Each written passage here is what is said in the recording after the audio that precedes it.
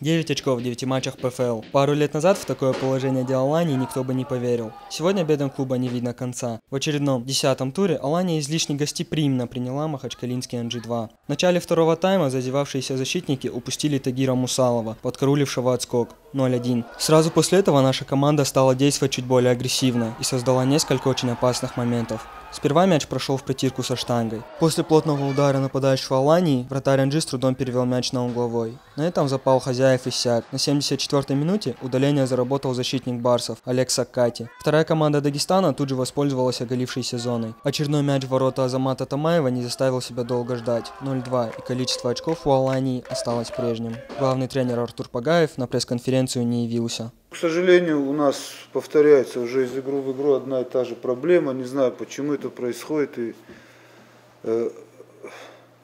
все домашние игры мы начинаем очень плохо. Почему-то это уже с начала сезона такая закономерность у нас. Вот если проанализировать все игры, мы смотрим тоже, анализируем игры все. Все домашние игры начинают. Да я даже не могу отметить там. Мы не можем даже отметить, какую игру мы вот начали и довели до логического завершения.